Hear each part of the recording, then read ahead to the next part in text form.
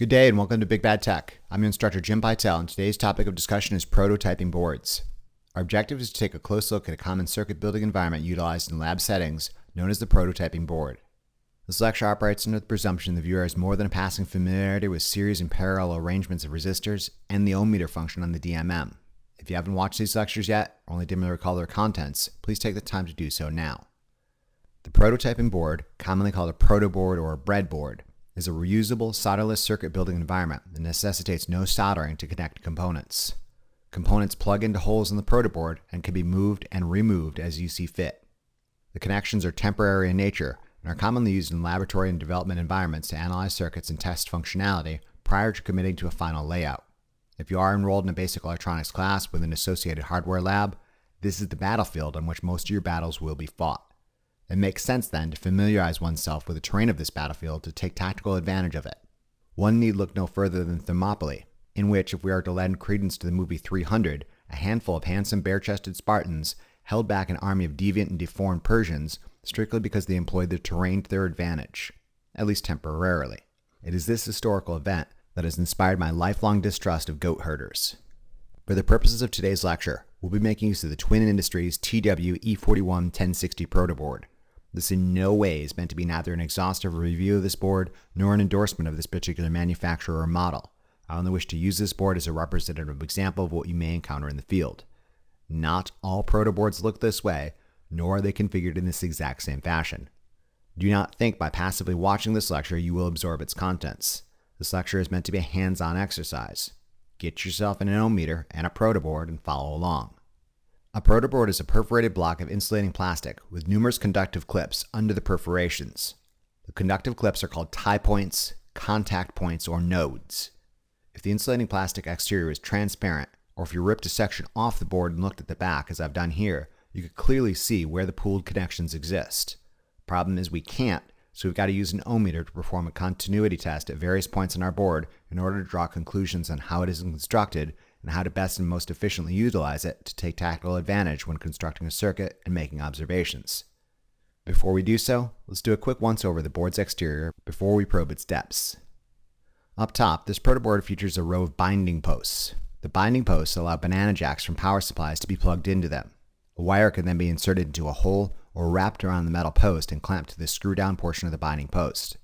This allows the incoming current from a power supply banana jack to be distributed to other portions of the circuit under construction. The perforated plastic features regions I'll call bus strips and nodes. The bus strips are identified by common colors running the length of them. In this case, there are a pair of red and blue bus strips across the top, running left to right, a pair on either side and two sets down the middle, running bottom to top. Notice in addition to the colors red and blue, the bus strips are identified by a positive and a negative.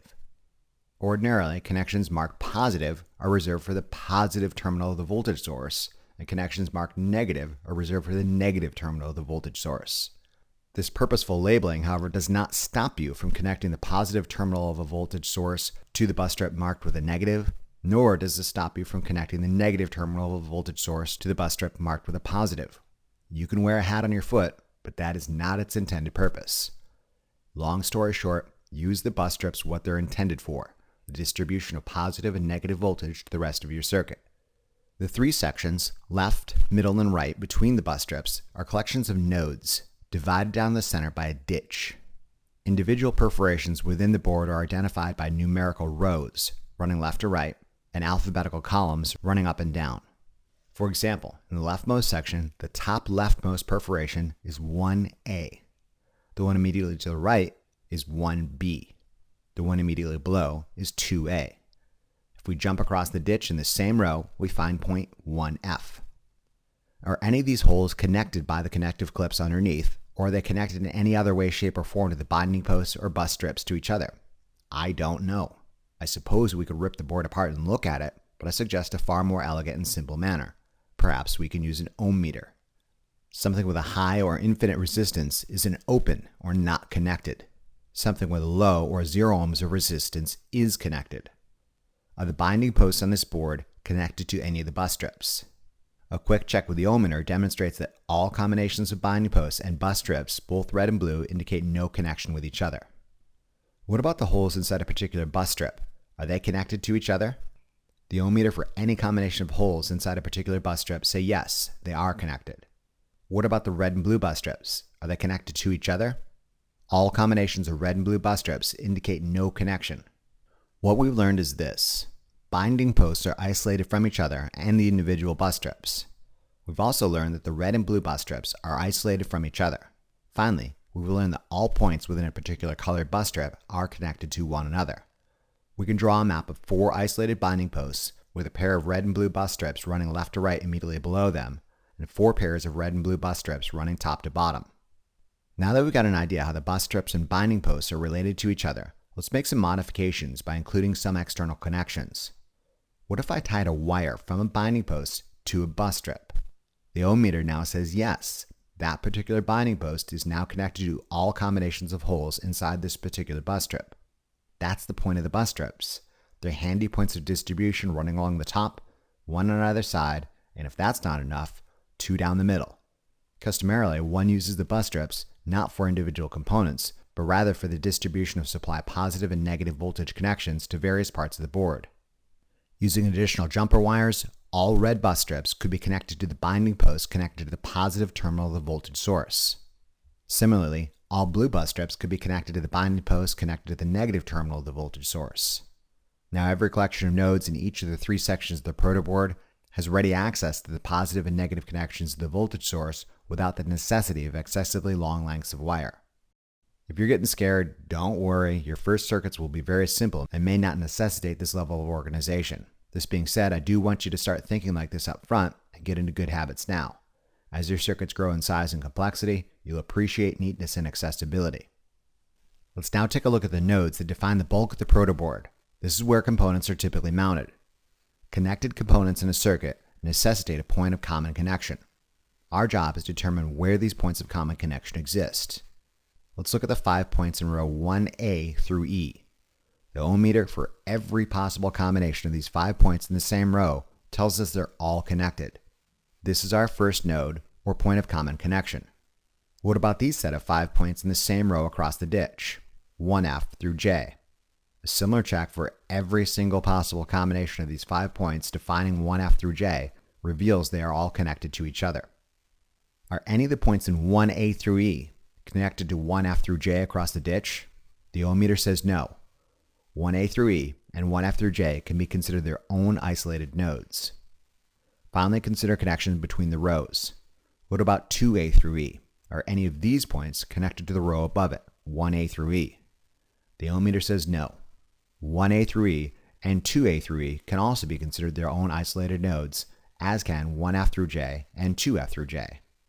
Again, if we had the luxury of ripping the protoboard apart, we could visually see this pattern of connection among the nodes without reliance upon the ohmmeter. Sliding one of the conductive clips out of the insulating plastic block, it's glaringly obvious that all 5 points in a single row are connected with one another, and all rows are isolated from one another. After a couple of similar observations, you get a sense of an emerging pattern. The easiest way to think about this board is as a collection of isolated nodes with bus strips bracketing them into 3 separate sections. Voltage would be distributed via the binding post and bus strips, whereas components, the actual elements constituting the circuit, would go node to node. I say again, components go node to node. Allow me to demonstrate. Consider a nominal 270 ohm resistor. The ohmmeter indicates it has a resistance value well inside the plus or minus 5% tolerance range. We need to install this resistor on the protoboard such that it presents the same resistance. There's a couple ways to do this correctly, and a whole bunch of wrong ways. Here's one way of correctly installing this resistor on the protoboard. One terminal of the resistor is inserted into the collection of points constituting the node 40A through E, and the other terminal of the resistor is inserted into the collection of points constituting the node 45A through E. The one and only path from node 40A through E to 45A through E is through the nominal 270 ohm resistor. The ohmmeter demonstrates this resistor presents the same resistance when installed on the protoboard in this fashion. Here's another way of correctly installing this resistor on the protoboard. One terminal of the resistor is inserted into the collection of points constituting the node 45A through E, and the other terminal of the resistor is inserted into the collection of points constituting node 45F through J across the ditch.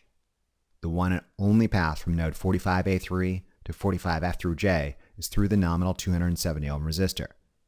The ohmmeter again demonstrates this resistor presents the same resistance when installed on the protoboard in this fashion. Again, components go node to node. Compare and contrast these correct implementations with this glaringly incorrect way of installing a component on a protoboard. Recall that a short is a low resistance path around a component. A shorted resistor is a resistor where one terminal of the resistor is tied to the other via a low resistance path. All points within node 45A through E are pooled together. If both terminals of the nominal 270 ohm resistor are placed in node 45A through E, a short or low resistance path around the resistor exists such that it presents no resistance. The ohmmeter demonstrates that a resistor with both terminals inserted in the same node is effectively shorted out such that it presents no resistance. If I was to strip away the insulating block, this would be equivalent to tying both terminals of the resistor together with a 0 ohm short. Do not do this. This is not how components are installed on a protoboard. I must remind you that components go from node to node such that the only means of travel from node to node is through that component bridging the nodes of interest. Let's now examine series and parallel relationships of resistors installed on a protoboard. Consider a series or inline combination of three resistors, R1 having a value of 270 ohms, R2 having a value of 390 ohms, and finally R3 having a value of 560 ohms. Theoretically, this series combination of three resistors should have a total resistance of 1,220 ohms, or more appropriately, roughly 1.2 kilo ohms. Here's one way of correctly installing this series combination of three resistors on the protoboard. One terminal of R1 is inserted into the collection of points constituting the node 35A through E, and the other terminal of R1 is inserted into the collection of points constituting node 40A through E. Continuing from this node, one terminal of R2 is inserted into the collection of points constituting the node 40A through E, and the other terminal of R2 is inserted into the collection of points constituting the node 45A through E. Finally, continuing from this node, one terminal of R3 is inserted into the collection of points constituting the node 45A through E, and the other terminal of R3 is inserted into the collection of points constituting the node 50A through E. The one and only path from node 35A through E to 50A through E is through the series combination of three resistors. The ohmmeter demonstrates the resistance for this circuit is close to the theoretical calculations for this series combination of three resistors. Consider, however, the consequences of an inadvertent open inside a series circuit. Let's say R1 terminates at the collection of points constituting the node 39A through E. However, R2 begins at the collection of points constituting the node 40A through E. Recall that rows are not connected. This is an open circuit. The ohmmeter demonstrates the resistance for this circuit is infinite, meaning no path exists because of the misconnection between the bottom of R1 and the top of R2. Be on the lookout for such mistakes.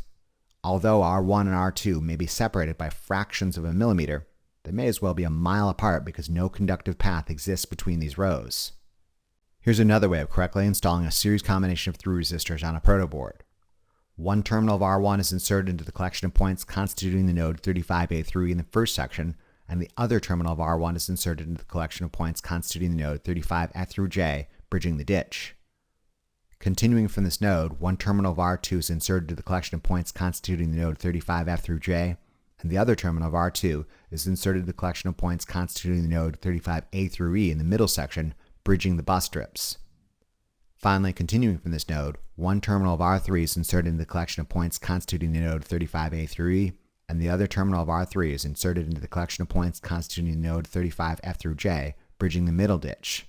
The one and only path from node 35A through E in the first section to 35F through J in the middle section is through the series combination of three resistors. The ohmmeter demonstrates the resistance is close to the theoretical calculation for the series combination of three resistors. Consider the consequences of an inadvertent short inside a series circuit. Let's say R1 both starts and ends at the collection of points constituting the node 35F through J. Recall that all points within the node 35F through J are connected. This is a short circuit. The ohmmeter demonstrates the resistance for this circuit is only roughly 950 ohms, implying that the shorted 270 ohm resistor has been effectively removed from consideration. Again, components go from node to node, and two terminals of the same component would never be inserted into the same node. If I was to strip away the insulating block, this would be equivalent to tying both terminals of R1 together with a 0 ohm short. Do not do this. Components go from node to node.